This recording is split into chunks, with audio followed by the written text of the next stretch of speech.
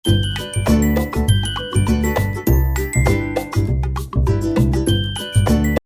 lupa subscribe. Assalamualaikum warahmatullahi wabarakatuh. Halo adik-adik semuanya. Kembali lagi di Vita Channel. Kali ini saya akan membahas soal-soal UTBK Saintek khususnya Fisika Part 2 ya. Sebelum kita simak materinya, jangan lupa klik subscribe, like, dan komen ya. Oke, langsung saja kita mulai soal yang pertama. Sebuah pegas horizontal tak bermassa, salah satu ujungnya ditempelkan ke tembok dan ujung lain dihubungkan dengan balok bermassa 0,3 kg yang diam di atas meja licin, membentuk sistem pegas massa. Balok kemudian disimpangkan 0,030 meter dari posisi setimbang, kemudian dilepaskan saat melalui titik setimbang. Balok memiliki kelajuan 0,04 4 meter per sekon. Energi mekanik sistem pegas massa ini adalah, sebelum kita mengerjakan, kita gambarkan dulu ya bagaimana pegas yang ujung-ujungnya ini ditempelkan ke tembok seperti ini. Jadi ketika ini kan highlightnya dari posisi setimbang ya, balok kemudian disimpangkan dari posisi setimbang kemudian dilepaskan. Nah, saat titik setimbang ini dia memiliki kelajuan 0,04 meter per sekon. Jadi ketika menurut teorinya, ketika balok di posisi keseimbangan, gaya yang dilakukan oleh pegas adalah 0. Sehingga energi mekanik totalnya sama dengan energi kinetiknya. Nah, di sini sudah tahu ya, pada posisi setimbang ini energi pegasnya 0, di mana X-nya atau jaraknya itu 0. Dan energi mekanik totalnya sama dengan energi kinetik, sehingga energi mekanik itu sama dengan energi kinetik, di mana rumusnya itu setengah massa kali kecepatan kuadrat. Kita masukkan massanya 0,3 dan kecepatannya 0,04 kuadrat, sehingga ketemu 2,4 kali 10 pangkat Joule. Nah, di sini kan nggak ada Joule, adanya milijoule kan di ABC, kemudian dijadikan milijoule, sehingga hasilnya adalah 0,24 milijoule. Hasilnya adalah A. Selanjutnya nomor 2, sebuah balok dengan massa 10 kg meluncur di atas bidang datar licin dengan kelajuan 1 meter per sekon. Pada saat tertentu, pada balok ini dikenakan gaya konstan searah dengan arah geraknya, sehingga balok berpindah sejauh 5 meter. Kemudian gaya ditiadakan. Saat gaya ditiadakan, kelajuan balok menjadi 2 meter per sekon. Dapat disimpulkan besar gaya yang digunakan pada balok sebesar. Jadi di sini highlightnya atau fokus kita itu adalah yang pertama. Awalnya dia kelajuannya 1 meter per sekon, kemudian mempunyai gaya konstan, ya kan? Selanjutnya berpindah sejauh 5 meter. Nah, kemudian saat gaya tadi ditiadakan, kelajuan balok menjadi 2 meter per sekon. Jadi, bagaimana, apa teori yang tepat untuk mengerjakan soal ini? Nah, di mana di sebuah teori fisika, nah, ketika ada sebuah benda yang bergerak dengan kecepatan awal V0, lalu kemudian kecepatan berubah menjadi Vt, maka besarnya usaha untuk mengubah kecepatan tersebut akan sama dengan perubahan energi kinetik benda tersebut. Jadi, di sini kan ada usaha untuk memindahkan balok ya sejauh 5 meter. Kemudian kelajuannya juga berubah, sehingga hubungan antara usaha dan energi kinetik ini adalah W sama dengan delta EK. Jadi ketika ada benda, ya kan, benda itu mempunyai benda itu meluncur atau dipindahkan dari kecepatan awal sampai kecepatan akhir, kemudian berpindah sejauh S, maka kita gunakan hubungan antara usaha dan energi kinetik, yaitu W sama dengan delta EK.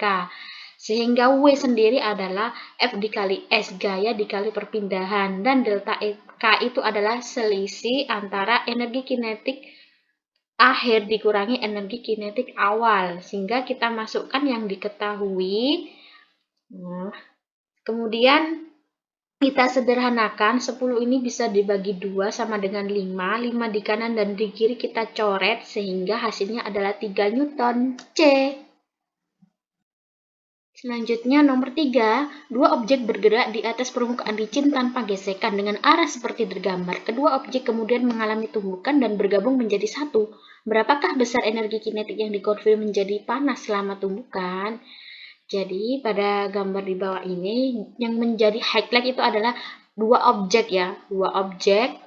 Kemudian dia itu kan mempunyai massa ya kan, massa 0,5 kg dengan kecepatan 2 meter per sekon. Kemudian benda yang satunya juga mempunyai massa dan kecepatan. Ingat, kenapa ini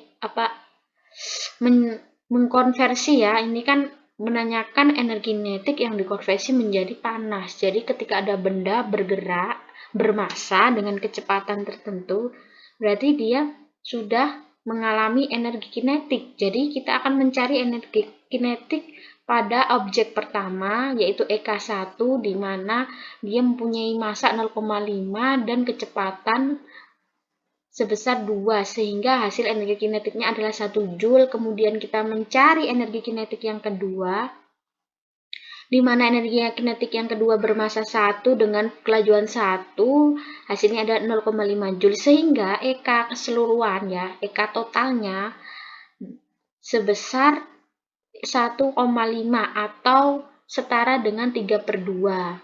Nah, apa highlight selanjutnya? Di soal ini kan dia kemudian mengalami tumbukan dan bergabung menjadi satu. Ingat, tumbukan itu sama dengan peristiwa atau kejadian momentum. Apa itu momentum? Momentum itu merupakan besaran vektor, sehingga besaran ini pasti memiliki nilai dan arah. Syarat terjadinya suatu momentum atau tumbukan selalu melibatkan sedikitnya dua benda. Jadi di sini itu adalah itu ya momentum. Kenapa ini?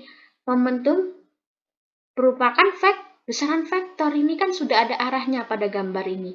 Ketika dia ini objek yang pertama ya, ini mengarah ke sumbu X ya. Kemudian ini objek yang kedua mengarah ke sumbu Y. Jadi, rumus momentum itu adalah momentum awal sama dengan momentum akhir. Maksudnya ini sebelum tumbukan dan sesudah tumbukan. Sehingga kita bisa rumuskan sebelum tumbukan, kecepatan awalnya itu masing-masing ya. Setelah tumbukan, dia ingat highlight di sini tuh bergabung menjadi satu. Dua objek kemudian bergabung menjadi satu, sehingga dia mempunyai kecepatan yang sama. Nah, momentum sebelum tumbukan ini saya notasikan ke kebesaran vektor ya.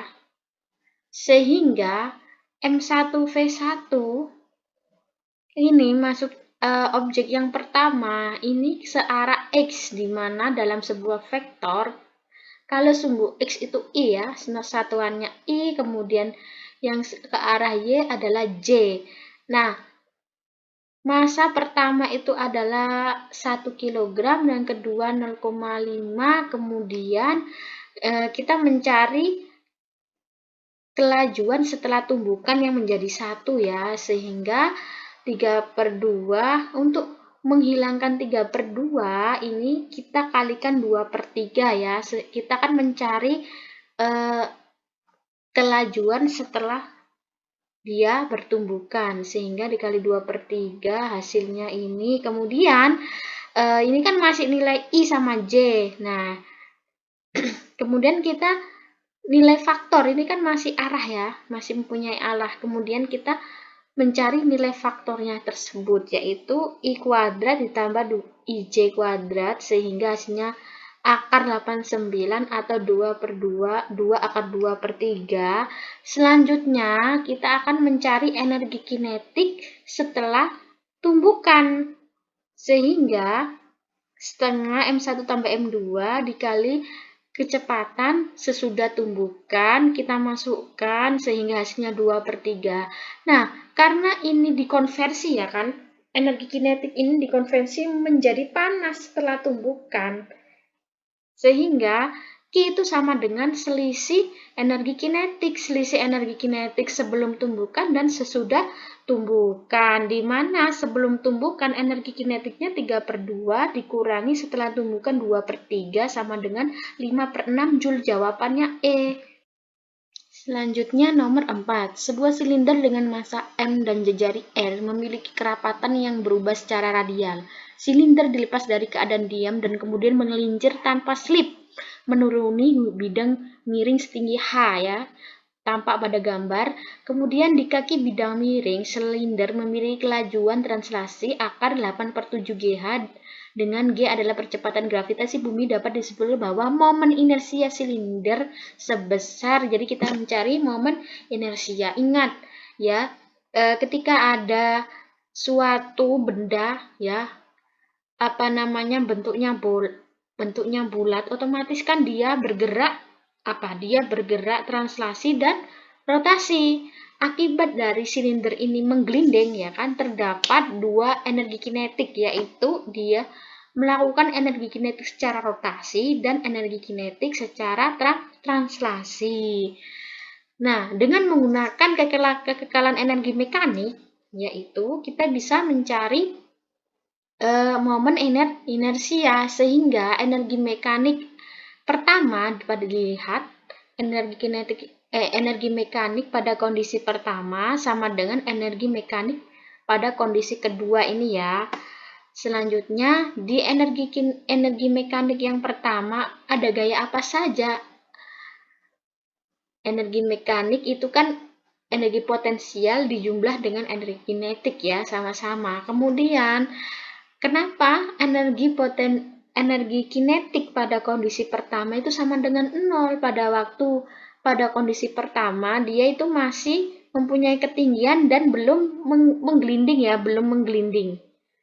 Ketika kondisi kedua dia sudah mempunyai energi kinetik, sudah bergerak ya kan, sudah mempunyai kecepatan, kan menurun ya kan, sudah mempunyai kecepatan. Nah, karena dia bergerak translasi dan berotasi, sehingga energi kinetiknya ada dua ya, energi kinetik rotasi ditambah energi kinetik translasi. Sehingga, nah, energi kinetik rotasi itu adalah setengah momen inersia dikali kecepatan sudut kuadrat. Nah, ini bisa kalian cari ya, energi kinetik rotasi ini menggunakan momen inersia karena dia benda tersebut mengalami berputar ya kan, bergerak dan berputar, sehingga dia mempunyai kecepatan sudut.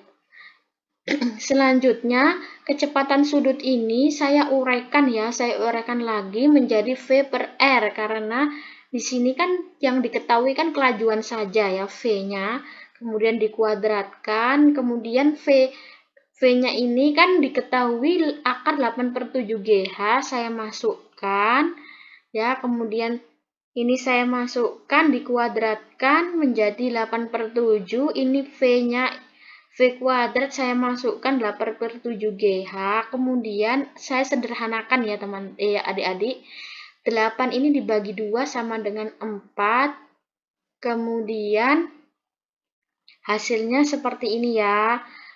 Nah, kenapa ini saya kali R kuadrat? Karena supaya bisa menghilangkan ini ya, sehingga ini R kuadrat, ini juga R kuadrat. Sehingga kita bisa menjumlahkan teman-teman adik-adik supaya lebih sederhana. Ini kan kalau penjumlahan variabelnya harus sama. Ini kan MGHR kuadrat, ini juga MGHR, berarti ini kita pindah ruas ya. Pindah ruas, kemudian seperti ini.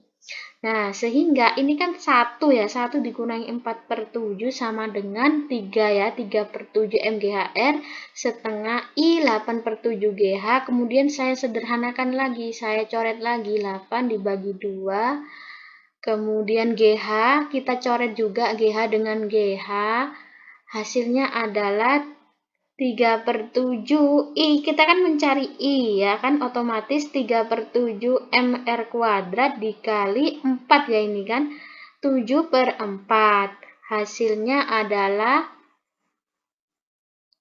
3/4 MR kuadrat. Jawabannya B. Ini kita coret ya, 7 dibagi 7 sehingga tinggal 3/4 MR kuadrat. B. Selanjutnya nomor yang terakhir ya, sebuah batang homogen dengan panjang L dan massa M dilepas dari keadaan diam pada θ sama dengan 0 dan berotasi dengan suhu horizontal seperti ditunjukkan gambar di bawah ini. Bila efek gesekan dan hambatan udara diabaikan, maka besar percepatan sudut batang sebagai fungsi dari θ dapat dinyatakan dengan ini. Dilihat pada gambar ini, ketika dia batang bermassa pasti dia mempunyai gaya berat ya. Ini sudah saya kasih sendiri, ini mempunyai gaya berat di itu ya, di pusat massanya di sini. Kemudian highlight di sini tuh apa? Highlight atau fokus kita yang pertama dia batang homogen, kemudian bermassa ya kan. Selanjutnya dia melakukan rotasi ya kan. Ini geraknya ini sebuah batang ini kan ada engsel ya, seperti engsel ini geraknya rotasi, bukan bergerak bergerak translasi, bukan, namun dia rotasi. Nah, apa sih ketika benda tersebut mempunyai gerakan berotasi, gerakan bergerak secara rotasi? Ya, kita menggunakan momen gaya atau torsi, di mana sebuah besaran yang menyatakan besarnya gaya yang bekerja pada sebuah benda sehingga mengakibatkan benda tersebut bergerak melingkar, ya kan? Di sini nanti kan gaya yang bekerja pada sebuah benda. Nah, ketika kita memutar ya kan, ini kan ada engselnya, porosnya, kita gerakkan, pasti dia gerakannya melingkar, sehingga rumus torsinya adalah sigma to sama dengan R dikali F. Apa itu R itu? R itu sebenarnya di rumus itu panjangnya ya kan, panjangnya dikali gayanya, gaya yang bekerja pada benda tersebut. Nah, karena benda yang bergerak secara rotasi juga memakai konsep hukum Newton, ya kan? Ketika benda bergerak pasti kita memakai hukum Newton. Akan tetapi besarannya memakai besaran-besaran rotasi. Nah, kan sehingga hukum Newton 2 untuk benda yang bergerak itu adalah sigma tau sama dengan I dikali alfa ya, atau percepatan sudut ini.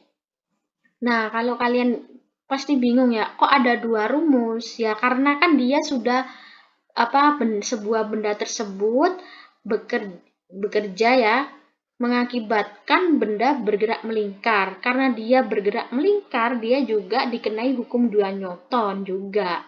Sehingga dari kedua rumus ini kita uraikan ya, di mana sigma to itu adalah itu ya I dikali A, kemudian R dikali FR ini adalah panjang ya, panjang batangnya. Karena dia membentuk sebuah sudut ya di sin theta, jadi kita setengah L-nya ini kan pusat masanya setengah L sin theta. Kemudian gayanya itu kan dia hanya mempunyai gaya berat yang bekerja pada torsi ini ya, M dikali G. Nah, kemudian momen inersia. Nah, di sebuah tabel ya kan, ada tabel itu ada momen inersia pada sebuah benda masing-masing ya. I di sini karena dia batang homogen itu adalah sepertiga ml kuadrat. Ini kan batang silinder poros melalui ujungnya ya kan, dia berputar melalui ujungnya. Ketika dia berputar di tengah-tengah sini melalui pusat, maka setengah ml kuadrat. Sehingga kita bisa coret ya, kita sederhanakan ini dengan ini, M dengan M, L juga. Kemudian kita dapatkan percepatan sudut itu sebesar 3G per 2L sin theta sama dengan D. Sekian dari pembahasan ini. Mungkin adik-adik punya pertanyaan atau saran. Silahkan komen di kolom komentar ya. Sekian dari penjelasan saya. Assalamualaikum warahmatullahi wabarakatuh. Bye-bye.